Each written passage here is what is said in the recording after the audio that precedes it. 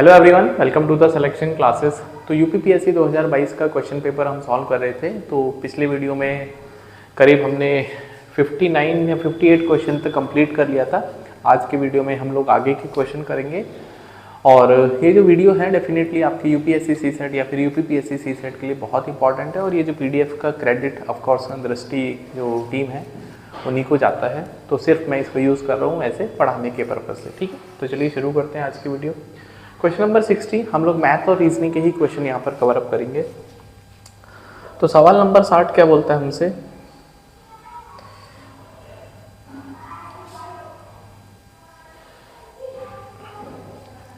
यदि x का मान इतना है तो आपको ये वैल्यू कैलकुलेट करना है। ठीक है, बोलता है यदि अच्छा x की तो मान ही नहीं दे रखा है इन्होंने, आई थिंक ये लिखना भूल गए, तो इस क्वेश्चन को मैं क्या ही सॉल्व करूँ। हाँ भाई, इन्होंने लिखा ही नहीं x का कितना मान है, फिर भी मैं आपको बता देता हूँ। यदि मान लेते हैं x की वैल्यू 2, हाँ x की वैल्यू 2 मान लेते हैं, बहुत आसान क्वेश्चन है, सब लोग कर लेंगे।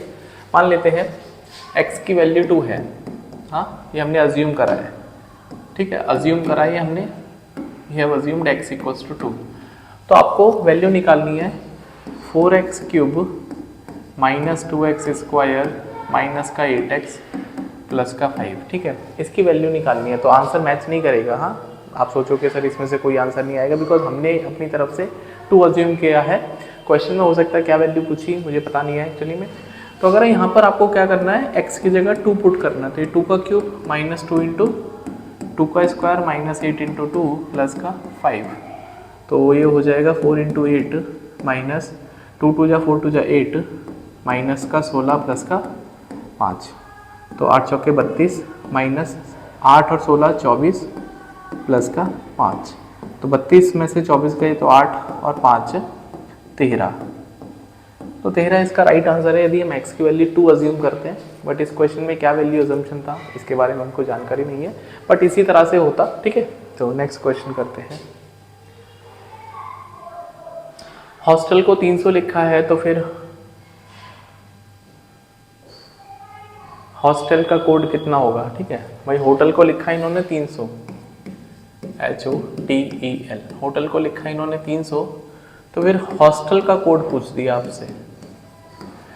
ठीक है, तो यदि हम बात करेंगे नंबरिंग के बारे में, तो H का नंबर कितना होता है, ABCDFGH, H का 8 होता है, EJOTY तो ये 20 होता है, EJO 15 होगा, O की वैल्यू 15, T की वैल्यू 20, ये 5, LM हाँ JKL तो L का होता है 12।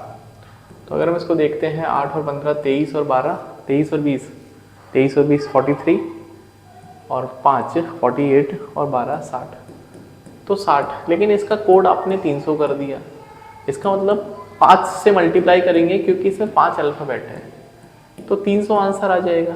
बिल्कुल सही बात है। इसका मतलब जो भी कोई इसके नंबर है उसको 6 से मल्टीप्लाई करने को पड़ेगा। क्यों? क्योंकि इसमें 6 अल्फ़ाबेट्स हैं। तो सारे के सारे अल्फ़ाबेट तो सेम ही है भाई, होटल तक तो सेम ही है, बस S बीच में आ गया। तो 60 में S का नंबर और ऐड करेंगे, तो S का नंबर कितना होता है PQRST। हाँ, T का 20 है तो PQRS तो 19 आएगा। तो ये कितना हो जाएगा, 60 और 19 79। अब कितने अल्फ़ाबेट्स हैं इसमें, 6, तो 79 इंटू 6 6 नीम 54 और 7 6 42 और 5 47। तो 474 इसमें राइट आंसर है। ऑप्शन नंबर सी में दे रखा है, मुश्किल तो बिल्कुल नहीं था ये। ठीक, ये भी थोड़ा आसान सवाल है, इसको भी देख लेते हैं। इसी को मैं यहीं पे सॉल्व कर देता हूँ। ये हमसे क्या बोलता है कि अंग्रेजी वर्णमाला के 25 वर्ण नीचे व्यवस्थित हैं, यदि सभी वर्णों को वर्णमाला के अनुसार व्यवस्थित किया जाए तो किस वर्ण की स्थिति नहीं बदलेगी। ठीक है, हालांकि इनको ये बताना चाहिए कि हॉरिजॉन्टल है या वर्टिकल, फिर भी हम बात कर लेते हैं। तो अगर हम यहाँ पर देखते हैं, यहाँ पर A आना चाहिए अल्फ़ाबेटिकली, उसके बाद B C D E F G H I J K L M N O P Q R S T U V W X Y। तो सिर्फ Y ही ऐसा एक अल्फ़ाबेट बचा है जो कि सेम जगह पे आ चुका है। क्योंकि Y का नंबर भी 25 होता है, मैं तो इसको वैसे ही बता देता, y का नंबर भी 25 होता है। यदि हम नंबर ऑफ स्क्वायर्स काउंट करेंगे तो 1 2 3 4 5 25, तो 25 नंबर पे y बिल्कुल करेक्ट आ रहा है, यही इसका आंसर है। ठीक है, नेक्स्ट क्वेश्चन करते हैं। ये मैथ का क्वेश्चन है, क्वेश्चन नंबर 66। क्या बोलता है हमसे कि एक वृत्त चतुर्भुज ABCD की सभी 4 भुजाओं को स्पर्श करता है, मतलब एक सर्कल है और ये एक क्वाड्रिलेटरल है, इनकी सारी साइड्स को ऐसे टच करता है, हाँ स्पर्श करता है। तो let it be A, B, C और D। ठीक है, तो अगर हम क्वाड्रिलेटरल को देखते हैं ABCD को, हाँ भाई ऐसे आपने बना लिया मान लेते हैं, ठीक है ऐसे बन गया ये A, B, C और D। AB की लंबाई 8 है, हाँ तो 8 है, CD की लंबाई 9 है, 9, BC की 7 है। तो आपसे इसकी लंबाई पूछिए, मान लेते हैं K अज्यूम कर लेते हैं। तो जब भी किसी क्वाड्रिलेटरल में अंदर एक सर्कल बन रहा है इस तरह से कि सारी साइड्स को टच कर रहा है वो, तो एक सिंपल सा रूल आपको याद रखना है कि आमने सामने की जो भुजाएं हैं, जो उनकी लेंथ है, उनका सम इक्वल होगा दूसरी वाली जो भुजाएं दे रखी हैं। मतलब क्या है कि अगर मैं 8 में 9 ऐड करता हूँ वो बराबर होगा 7 में K ऐड करने के बराबर। तो 8 और 9 17, 17 बराबर 7 प्लस K, तो K की वैल्यू 10 आ जाएगी। यहाँ पे ऑप्शन नंबर सी में दे रखा है। उम्मीद कर रहा हूँ इतनी बात समझ में आती होगी। हाँ ठीक है, नेक्स्ट क्वेश्चन, क्वेश्चन नंबर 68। आपको एक सर्कल दे रखा है, तो इसमें पूछा है कि इसमें लुप्त संख्या का वैल्यू निकालना है। ठीक है, चलो शुरू करते हैं। तो वी हैव अ सर्कल, ऐसे सर्कल बन गया है, स्मार्ट सर्कल बनाओ। ठीक है, स्मार्ट सर्कल बनाते हैं, देखो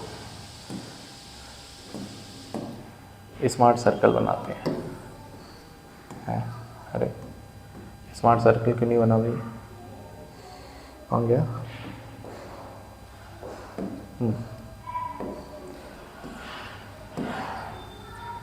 ऐसे स्मार्ट सर्कल बन गया है। हाँ, तो बोलता है स्मार्ट सर्कल में हमने कुछ ऐसे डायगोनल खींच दिए, कितने पार्ट कर दिए, 1 2 3 4 8 पार्ट कर दिए।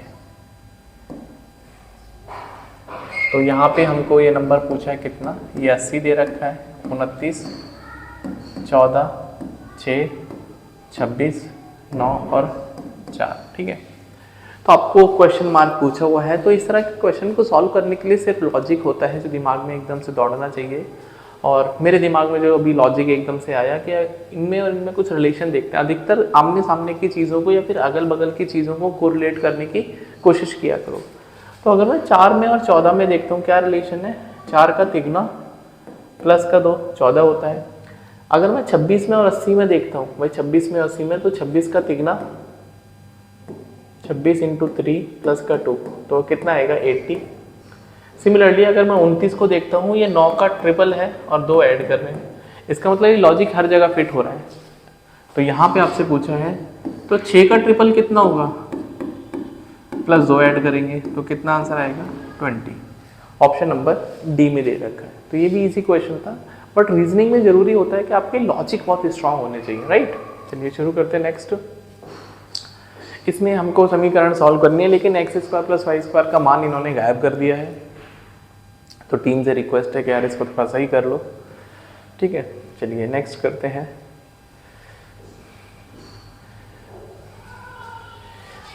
ठीक है, ब्लड रिलेशन के कुछ क्वेश्चंस करते हैं। राजन सचिन का भाई है और मानक राजक का पिता है। ठीक है, ये जो क्वेश्चन दे रखा है ब्लड रिलेशन, एक व्यक्ति है राजन, हाँ राजन, तो राजन जो है सचिन का भाई है, एक व्यक्ति है सचिन, तो सचिन का ब्रदर है ये। तो ब्रदर का मतलब ये मेल होगा, जितने भी मेल होंगे मैं उनको ऐसे सर्कल या स्क्वायर या रेक्टेंगल बनाऊंगा, और फीमेल जो रहेंगे हम उनको सर्कल कर लेंगे। ये मेरी कोडिंग है, आप किसी और कोडिंग से भी कर सकते हैं, आपकी मर्जी है। सचिन का भाई है और मानक राजन का पिता है, मतलब जो राजन का पिता है, भाई इन दोनों का ही पिता बन जाएगा। जब ये इसका भाई है तो आपस में जो 2 भाई है तो उनका पिता तो एक ही होगा। तो मानक, इनके पिताजी का नाम है मानक, हाँ, और पिता है तो ऑफकोर्स ये मेल ही बनेगा, तो इनका फादर दे रखा है, राइट। जगत प्रिया का भाई है जगत जो है प्रिया का भाई है और प्रिया सचिन की पुत्री है, मतलब इसकी डॉटर है, डॉटर, उसकी डॉटर का नाम है दैट इज प्रिया। और जगत प्रिया का भाई है, मतलब इसका ब्रदर है जगत।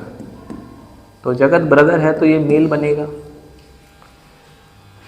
तो जगत का चाचा कौन हुआ? बड़ा आसान हो गया। तो जगत का चाचा कौन हुआ? राजन इसका चाचा हुआ। तो ऑप्शन नंबर ए इसमें बिल्कुल करेक्ट आंसर है। उम्मीद कर रहा हूँ इतनी बात समझ में आती होगी। चलिए क्वेश्चन नंबर 74। क्यों आता है सीने में, यदि एक राशि 2 वर्ष में 12.5% के हिसाब से प्रति वर्ष की 340 है, तो उसमें कंपाउंड इंटरेस्ट दे रखा है 340, तो आपको साधारण ब्याज कितना मिलेगा, आपसे ये पूछा हुआ है। बड़ा आसान सा सवाल है भाई। हमारे पास 2 वर्ष है, मान लेते हैं हम 2024 में हैं आज, 2025 और 2026, ठीक है। तो पहले साल आपको 12.5% का ब्याज दर मिल रहा है और अगले साल भी आपको 12.5% मिल रहा है, ठीक है। तो ये 2 सालों में कितना बनेगा? तो 12.5% का जो फ्रैक्शन होता है 1/8 होता है। कितना होता है? 1/8। मतलब हर साल आपका जो अमाउंट है वो बढ़ जाएगा। कितने से बढ़ेगा? ये जो नीचे वाला नंबर होता है ये प्रिंसिपल है और ऊपर वाला नंबर यदि हम ऐड करेंगे तो अमाउंट आ जाएगा। मतलब 8 रुपये पहले साल 9 रुपये लग जाएंगे। मतलब अगर मैं 8 रुपये लगाऊंगा एक साल में तो 9 रुपये हो जाएंगे एक साल बाद, और यदि मैं 800 लगाऊंगा तो 900 हो जाएंगे। मतलब ये जो अनुपात है ना ये सेम टू सेम चलेगा। अगले साल भी यदि आप 8 रुपये लगाओगे तो कितने हो जाएंगे? 9 रुपये। तो 2 सालों में आपको कितना ब्याज मिलेगा? तो 2 सालों में जब भी आपको प्रिंसिपल निकालना है तो इनको मल्टीप्लाई करना है। तो अगर मैं 2 साल में 64 रुपये लगाऊंगा तो मुझे 81 रुपये अमाउंट मिलेगा। तो मुझे ब्याज कितना मिला? तो 64 और 81 का डिफरेंस कितना होता है? अंतर। मैं यहाँ पे इनका अंतर कितना होगा? That is difference. तो दैट वुड बी 17। तो 17 मेरा ब्याज है, दैट इज इंटरेस्ट। और क्वेश्चन में ब्याज की वैल्यू दे रखी है 340। मतलब क्या दे रखा है मेरे लाल? हाँ, मतलब जो 17 की वैल्यू है भाई, जो हमारे पास ब्याज है उसकी वैल्यू सवाल में 340 रुपये दे रखी है। तो फिर 1 यूनिट की वैल्यू कितनी होगी? 20 रुपीज़। कितनी होगी? 20 रुपीज़। तो आपसे बोलता है कि यदि हम इसी रुपये को साधारण ब्याज पे लगाते तो मुझे कितना ब्याज मिलता? साधारण ब्याज की एक खास बात होती है कि हर साल वो सेम रहता है। मतलब जो ब्याज होता है साधारण ब्याज वो हर साल सेम होता है, लेकिन जो चक्रवर्ती ब्याज जिसको कंपाउंड इंटरेस्ट बोलते हैं वो डिफरेंट होता है हर साल। तो साधारण ब्याज की यदि मैं बात करता हूँ, अगर हम इसी को बात करेंगे सिंपल इंटरेस्ट में, हाँ सिंपल इंटरेस्ट बताता हूँ आपको। तो सिंपल इंटरेस्ट का मतलब है कि आपको पहले साल कितने रुपए मिले, मतलब कितना परसेंट? 12.5%। दूसरे साल भी आपको मिलेगा 12.5%। तो सिंपल इंटरेस्ट में आपको चीज़ों को सिंपल ऐड करना होता है। हाँ, क्या करेंगे? सिंपल एडिशन करेंगे। तो 2 सालों में मुझे 25% जो है वो ब्याज मिलेगा। 25% किसका? जो मेरा प्रिंसिपल अमाउंट है। तो 25% का फ्रैक्शन कितना होता है? 1/4। मतलब अगर मैं 4 रुपये लगाऊंगा तो मुझे एज ए ब्याज 5 रुपये मिल जाएंगे। कितने मिलेंगे? 5 रुपये। लेकिन ये बोलता है समान राशि। भाई यहाँ पे राशि जो है 64 है, यहाँ पे राशि 4 है, तो हम समान करना पड़ेगा। हाँ भाई, इक्वल करना पड़ेगा। तो 4 में क्या मल्टीप्लाई करूँ जो ये 64 हो जाए? सर 16 गुणा कर दो। इसका मतलब अगर मैं 64 रुपये लगाऊंगा तो मुझे 16 पंजे 80 रुपये मुझे ब्याज में मतलब अमाउंट मिलेगा। तो ब्याज कितना मिलेगा? 16 यूनिट का। कितना? 16 यूनिट का ब्याज मिलेगा। समझ में आ गया? 1 यूनिट की वैल्यू कितनी है? 20। 1 यूनिट की वैल्यू कितनी है? 20। तो इसका मतलब आपको जो ब्याज मिलने वाला है 16 गुणा 20 कितना हो जाएगा? 320। तो 320 इसका करेक्ट आंसर है, जो कि ऑप्शन नंबर डी में दे रखा है। उम्मीद कर रहा हूँ ये जो तरीका है आपको समझ में आया होगा। थोड़ा सा रिवाइंड करके देखना, आपको डेफिनेटली समझ में आ जाएगा।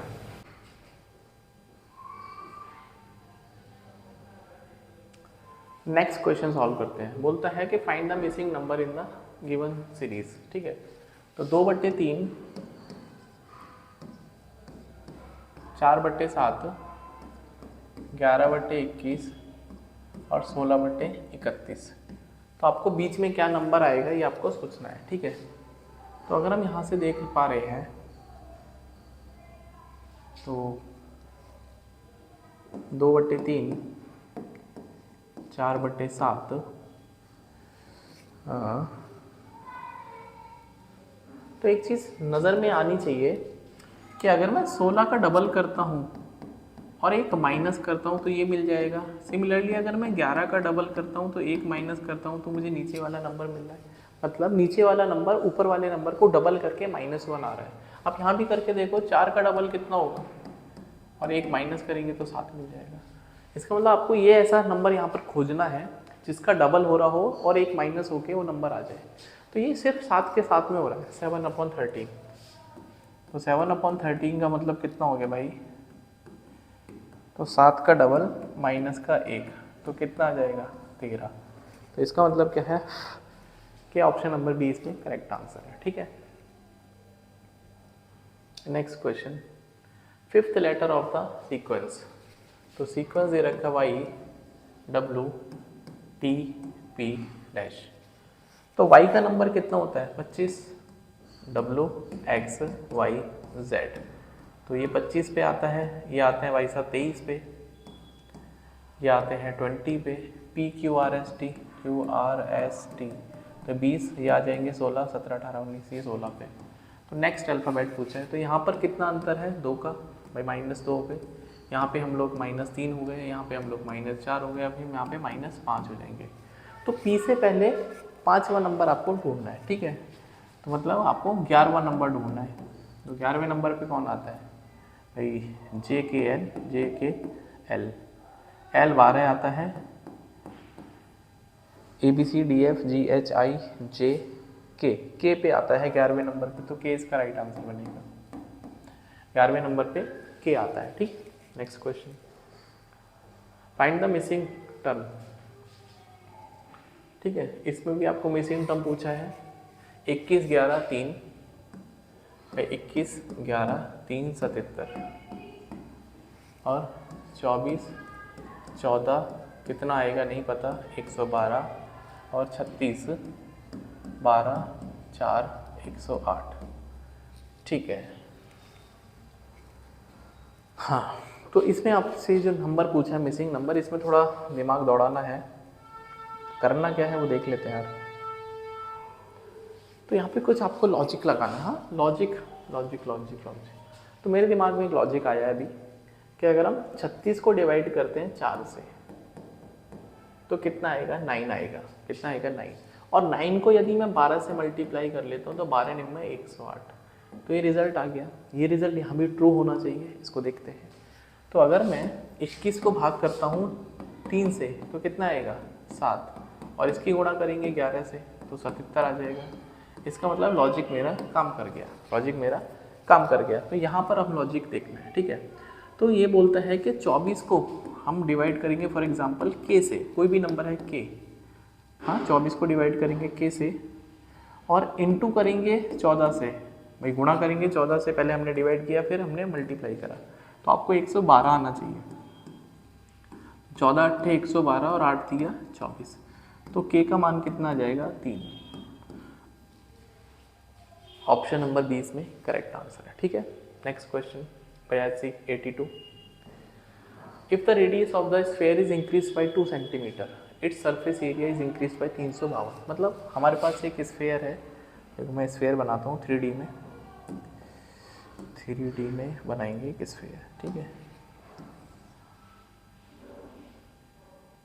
पेन, ठीक है,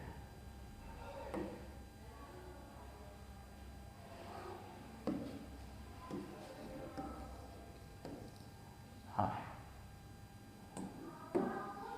ठीक है। अब इसका रेडियस हमसे बढ़ा दिया हमने रेडियस। ठीक है, अगर मैं एक और बनाता हूँ इसमें, अरे ये तो डिलीट हो गया यार, एक मिनट फिर से। ठीक है, हवा पे बाप, तो कुछ तो गड़बड़ है। हाँ, इसी का हम क्लोन कर लेते हैं, इसको थोड़ा बड़ा कर लेते हैं। हाँ, बड़ा ऐसे हो गया, समझो ये। ठीक है, ऐसे हो गया। मतलब जो बाहर वाला स्फीयर है वो 2 सेंटीमीटर रेडियस हमने बढ़ा दिया, तो जिसकी वजह से उसका सरफेस एरिया कितना इंक्रीज हो गया? 352। तो आपसे शुरुआत में रेडियस पूछा है, आपसे पूछा है शुरुआत का रेडियस, ठीक है। तो आपको सरफेस एरिया का फॉर्मूला आना चाहिए। भाई जो स्फेयर होता है इसका सरफेस एरिया होता है 4 पाई आर स्क्वायर, ठीक है। तो मान लेते हैं भाई पहले आपका रेडियस आर है स्मॉल, फिर आपका रेडियस कैपिटल आर हो गया। मतलब जो स्फेयर है पहले छोटा आर था फिर बड़ा आर कर दिया। तो पहले हम भाई ऑफकोर्स बड़े वाले का ज़्यादा होगा सरफेस एरिया, तो 4 pi capital R square minus 4 pi small R square, इनका जो अंतर दे रखा है वो 352 दे रखा है, क्योंकि डिफरेंस की बात करता है। तो यहाँ से 4 पाई कॉमन है, तो R square minus R square ये आपको दे रखा है, दैट इज़ 352। तो अगर हम पाई की वैल्यू लगाएंगे जो कि 22/7 है, ए स्क्वायर माइनस बी स्क्वायर, तो ये हो जाएगा ए प्लस बी और ए माइनस बी, और ये दे रखा है 350, ठीक है। अच्छा, तो इसको फर्दर यदि हम सॉल्व करते हैं तो भाई 22 एकम 22 और 22 छक्के 132, 4 चौके 16, और ये हो जाएगा आर प्लस आर गुना आर माइनस आर बराबर 7 चौके 28, ठीक है, 28 हो गया। अब एक चीज़ नोटिस करनी है कि जो दोनों आर का अंतर है, भाई दोनों आर का जो अंतर है वो कितना होगा, 2 होगा, क्योंकि आपने 2 सेंटीमीटर उसको बढ़ा दिया। तो इसका मतलब जो आर माइनस आर की वैल्यू है कितनी है, 2 है, कितनी है 2। तो यहाँ से इसको यदि हम फर्दर ऊपर की तरफ सॉल्व करते हैं तो आर प्लस आर इंटू 2 बराबर 28। तो यहाँ से आर प्लस आर की वैल्यू कितनी हो जाएगी, 14, कितनी हो जाएगी 14। तो कैपिटल आर और स्मॉल आर मिला के 14 है, कैपिटल आर और स्मॉल आर का डिफरेंस 14 है, सॉरी 2 है। तो एक इक्वेशन आ जाएगी कि आर प्लस आर तो 14 है और आर माइनस स्मॉल आर है 2। तो इसको सॉल्व करेंगे तो 2r की वैल्यू 16, तो r की वैल्यू 8, ये कैपिटल R की वैल्यू 8 है, तो स्मॉल r फिर कितना आएगा, 2 कम लेना है तो 6 हो जाएगा। 2 कम क्यों लेना है, क्योंकि इस बड़े वाले r और छोटे वाला r का अंतर 2 आना चाहिए। तो 8 यदि बड़ा वाला है तो 2 कम करेंगे तो 6 आ जाएगा छोटे वाला रेडियस, जो कि यहाँ पे ऑप्शन नंबर ए में दे रखा है, ठीक है। तो इस वीडियो में इतना ही करते हैं, नेक्स्ट वीडियो में ये जो हमारा पेपर सोल्यूशन है कंप्लीट हो जाएगा। तो सिलेक्शन क्लासेस के साथ आप जुड़िए और वीडियो को शेयर कर दिया करो अपने दोस्तों के बीच में, और जो लाइक भी करो वीडियो को, और जितने भी करंट अफेयर्स इंपॉर्टेंट मैं अपलोड करा रहा हूँ अपनी टीम से तो वो आपके लिए बहुत इंपॉर्टेंट है। तो प्लीज़ आप उनको शेयर करिए अपने दोस्तों के बीच में, एंड सिलेक्शन क्लासेस को ज़्यादा से ज़्यादा अपने दोस्तों के बीच में शेयर करो एंड चैनल को सब्सक्राइब करो। Bye, take care.